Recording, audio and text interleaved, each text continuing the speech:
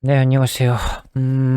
일단은 크래프톤을 보는데 IPO 저는 참여를 안 한다고 이전에 그 첫 번째 IPO 관련된 거 컨텐츠에서 말씀드렸지만은 참여를 안 했습니다. 저는 뭐 한두 주 받을 돈이면 차라리 그 사이에 오르는 종목, 그러니까 오를 수 있는 저점 대비 오를 수 있는 그런 종목들을 찾아서 매수해서 차익을 내는 게 더 낫다고 저는 그렇게 생각을 하거든요. 말씀을 드린 게 아니라 저는 그렇게 생각했기 때문에 안 했고, 흥행참패입니다. 말 그대로 여기 써져 있는 기사처럼 흥행참패가 맞고 성공적이진 않았죠.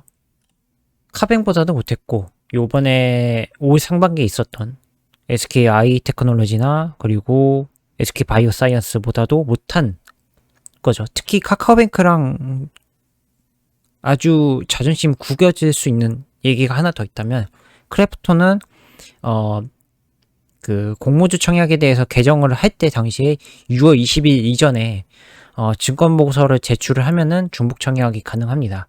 근데 카카오뱅크는 6월 20일이 지났고 크래프톤은 올 6월 20일 이전에 증권 보고서를 제출했기 때문에 마지막 중복 청약이 가능한 그런 IPO 대여주였습니다. 근데 이게 왜 그러니까 왜 자존심을 구기는 얘기냐면, 카카오뱅크는 중복 청약이 안 됐습니다. 근데 여기 기사에 보시면은 어, 공모 모인 증거금은 58조 3020억 원이고, 중복 청약이 가능한 크래프톤은 5조 358억 원입니다. 굉장히 좀 자존심 구기고 한마디로 그냥 쪽팔리는 결과죠.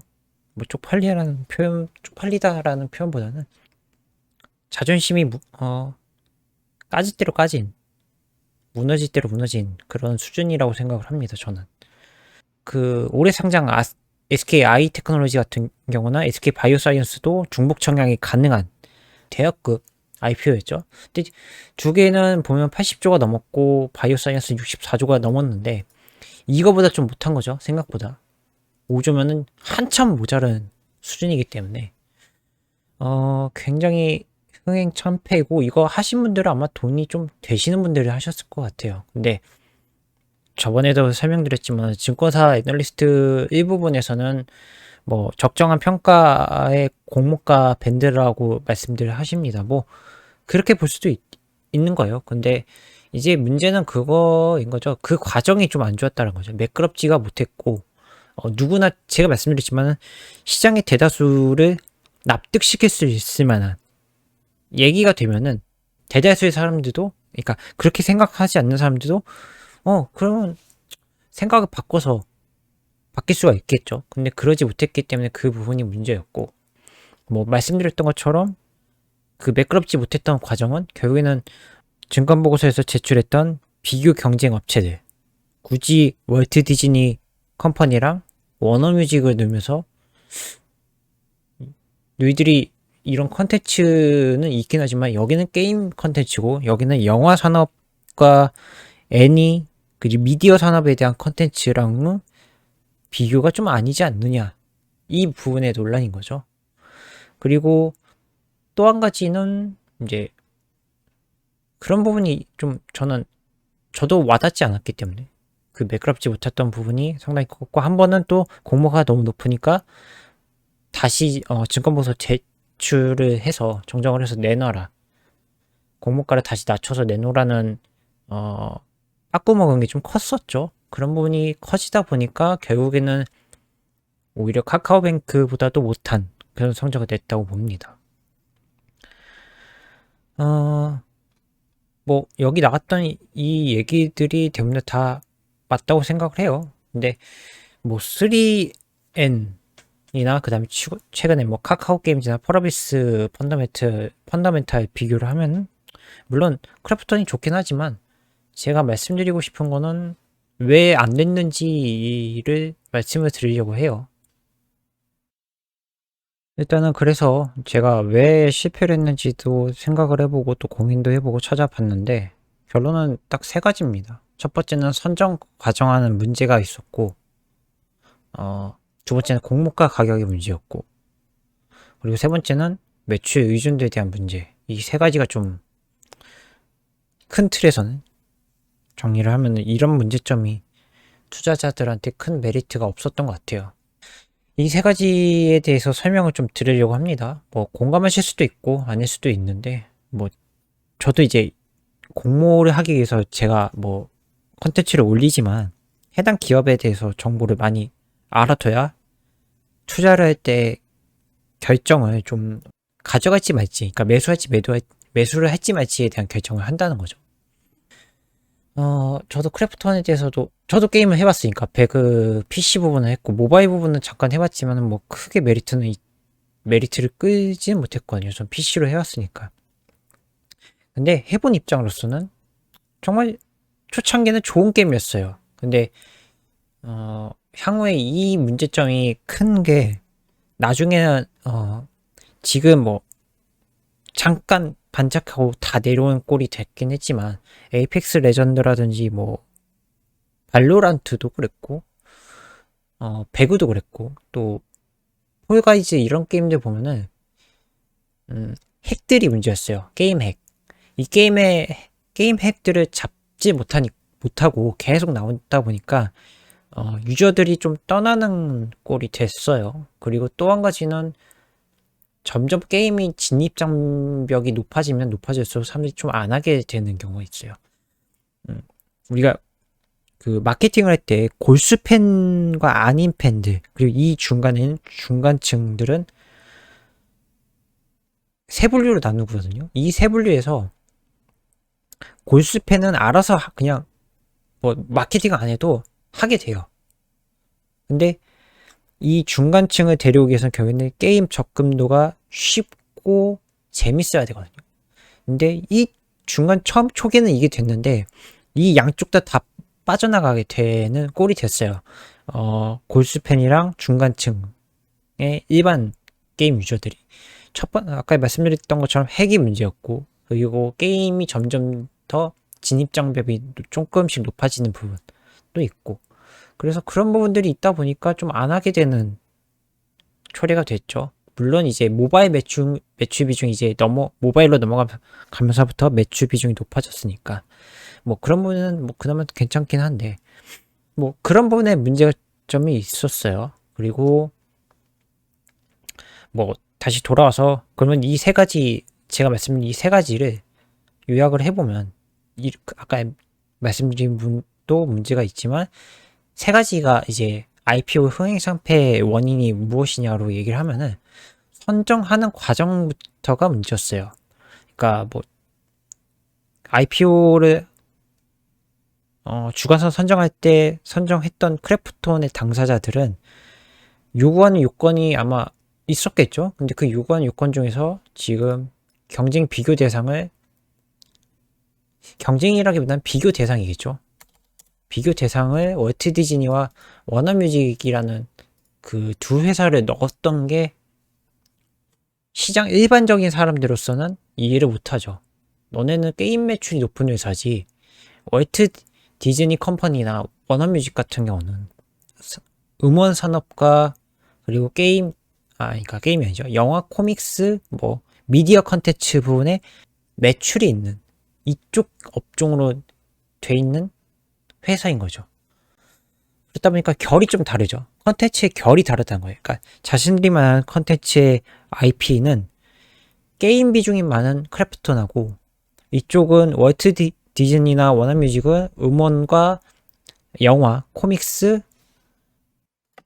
그다음에 컨텐츠 미디어 산업이 보는 쪽이 많았다라는 거죠. 결이 다르죠. 게임은 하는 행위가 많은 거고, 영화는 보고자 하는 행위가 많다는 거죠. 결이 다르다는 거죠, 서로. 물론 뭐 26분에 뭐 마동석 배우를 데려다가 찍은 미니 컨텐츠 미디어를 만들었다 하더라도 결이 다르다는 거죠. 매출 결도 다르고. 이 비교가 과연 적절했겠냐? 시장에서도 그러니까 시장은 뭐 어떻게 해서 납득을 시킬 수 있겠지만은 소액의 공모하는 투자자들이 납득을 할 수 있겠느냐? 설득이 가능하냐? 이 부분에서는 저는 아니라고 생각하는 거고요. 공모가 가격도 개인 투자자들이 좀 접근하기 너무 높은 공모가였다는 거죠. 보통은 한두 주 이하를 받기 위한 소액 개인 투자자들이 많지, 돈이 많으신 분들이 참여를 한다고 해서 증거금이나 경쟁률이 확 오르진 않거든요. 그런 부분이 좀 참여를 더 떨어뜨리는 결과가 높았어요. 아무리 50만 원에서 낮췄다 하더라도 40만 원대로 낮췄다 하더라도 받아들이기 힘든 그러한 공모 가격이었고, 그로 인해서 개인 소액 투자자들의 참여율이 그만큼 떨어진 거죠. 그래서 증거금이나 경쟁률도 떨어질 수밖에 없었기 때문에 흥미창폐가 왔었던 거고, 이 매출 의존도에 대한 문제도 있었어요. 아까 말씀드렸던 것처럼 PC에서 이제 모바일로 넘어갔지만 매출이라고 해놓고는 8, 90%는 대부분 다 배틀그라운드고, 그 중에서도 80%는 모바일에서 나오는 겁니다. 근데 그 모바일의 매출 비중도 중국에서가 많이 나온다는 거죠. 그리고 배그 이외에 흥행작이 없다는 부분, 그 다음에 사업 포트폴리오에서 흥행 작품들이, 그러니까 작품들은 있지만은 대부분 다 매출, 그러니까 비중은 막 앞서 말했던 것처럼 배그 중심이다라는 거.